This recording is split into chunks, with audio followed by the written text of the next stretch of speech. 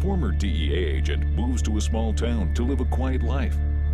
I miss Mom. Me too. But he accidentally crosses paths with a dangerous drug trafficker. So he must fight to protect his daughter in Homefront. Hi, I'm Liz. I'm Zorianna. And I'm Sean. Homefront is next up, the action film starring Jason Statham. We've all just seen it. Zorianna, what'd you think? Sylvester Stallone adapted the screenplay based on a novel by Chuck Logan. He was nominated for an Oscar for writing Rocky. Because Rocky's the best movie ever.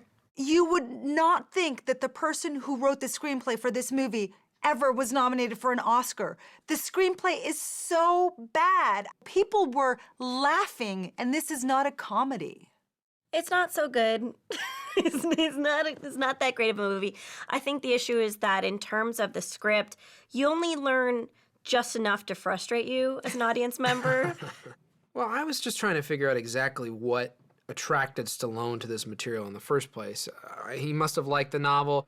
The plot is okay. It could be an interesting movie. You've got Jason Statham and his little girl gets in a fight, and that causes all these kind of crazy... It's like an avalanche. This one event created an avalanche. Domino effect that happens, and there's all this drug smuggling going on, and the character played by James Franco, his world collapses, and there could have been an interesting element with his character blaming it on his sister, played by Kate Bosworth.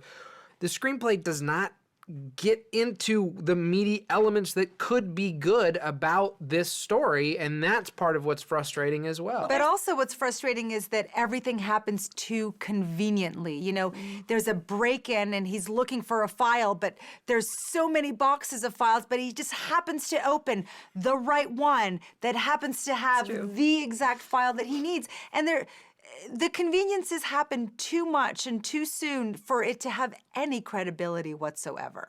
There is a kernel of worth. I think we like to find some positive aspects of a movie if you sit there for 2 hours. The central inciting incident, or whatever term you want to use, is a little girl gets in a fight and she's bullied. And because she's bullied, all these horrible, horrible things happen in the small town that lead to like this outlandish gunfight over meth.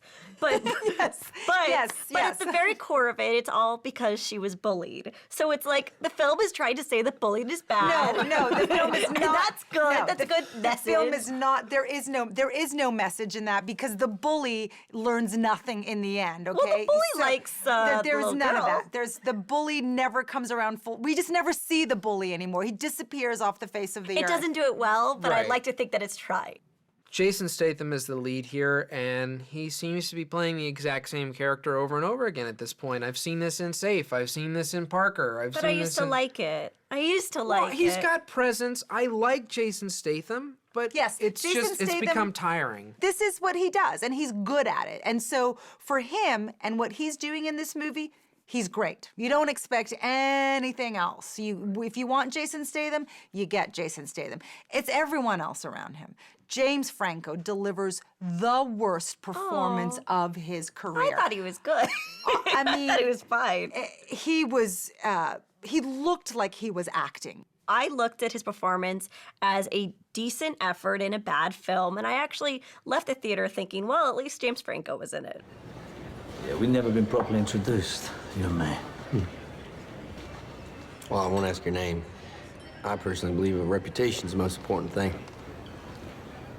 It's pissed off some of the locals. Look, I don't want any more problems. Okay. Anything else you're thinking hard about? Because I can smell the wood burning. Director here is Gary Fleeter, who's made some okay thrillers like Kiss the Girls. He made Runaway Jury. Fleeter adopts this sort of kinetic style that's very common in action films these days, quick cutting.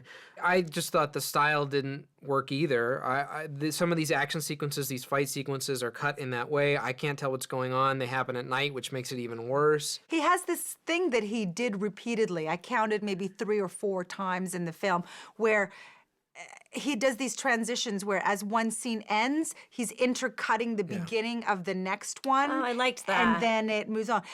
That's a great style. It's an interesting tool to use, but he used it at least 3 times. So I just thought... He tried to establish something, but that wasn't this film. I mean, it's like he was trying to cover up the problems of this film, maybe with style, but it didn't. It kept like it was chasing the cool or chasing like something hip. It didn't get there. You can look at it and you could say, well, that's an interesting technique, but I just don't know the purpose of it. This is supposedly a franchise in the making, and the end is so obvious, hinting at like, I'll see you next time. But I don't think there will be a next time here. Homefront is a very generic Jason Statham vehicle with little new, and it lacks excitement. Skip it. For Jason Statham fans, this movie will be a see it no matter what. But for the rest of you, skip it.